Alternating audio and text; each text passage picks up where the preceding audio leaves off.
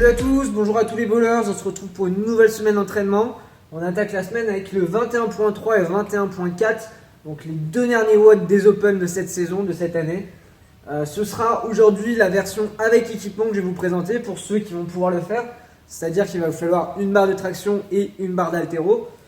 Ceux qui n'ont pas l'équipement, vous avez la version sans équipement qui est disponible sur le site officiel que je vous invite à aller checker. Et sinon, la version sans équipement sera faite aussi sur les quais avec vos coachs préférés ce soir. Donc, n'hésitez pas à vous inscrire pour aller faire le WOD. Vous pouvez aussi, si vous n'avez pas l'équipement mais que vous n'êtes pas inscrit et que vous avez par exemple une paire de dumbbells, très bien aller sur un parc de street workout et remplacer la barre par une paire de dumbbells ou une paire de kettlebells. D'accord, ça se fait très bien. On a deux WOD qui s'enchaînent, le 21.3 et le 21.4 qui ne peuvent pas se faire séparément. Les deux s'enchaînent directement, je vais vous expliquer tout ça.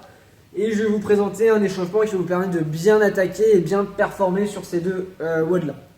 Donc pour la première partie, vous devez faire le plus rapidement possible, c'est un 4 time.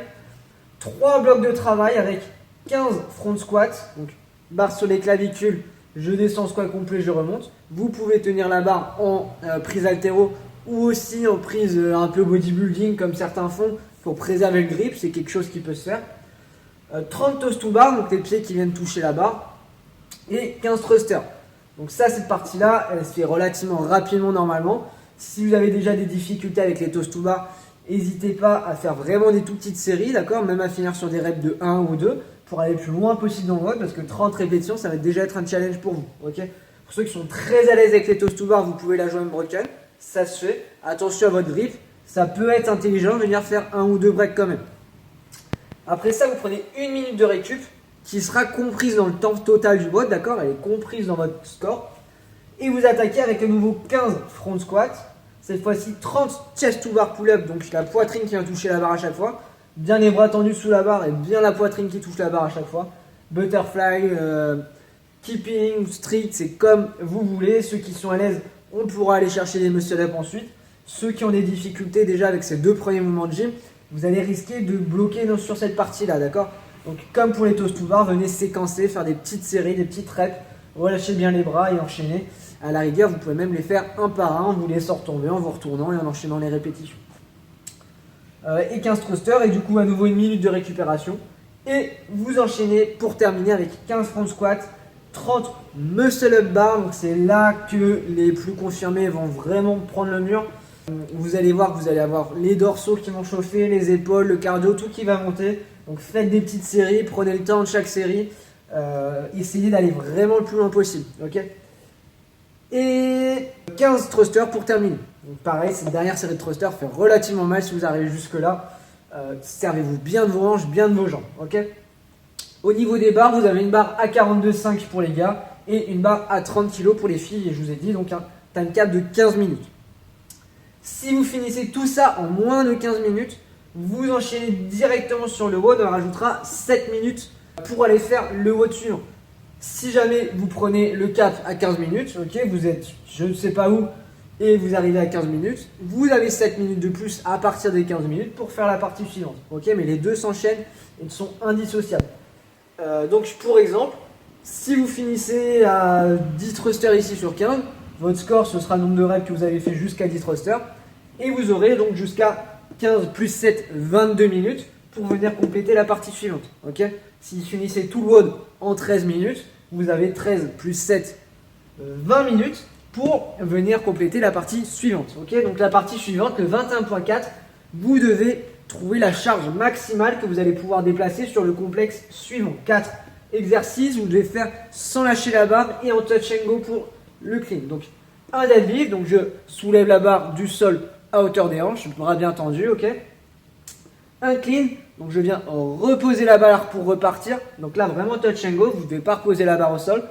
Je touche, je repars. Le clean, ça peut être du muscle, donc debout, ça peut être du power en quart de squat, ça peut être aussi du squat complet. À vous de gérer par rapport à vos capacités. Là, profitez-en.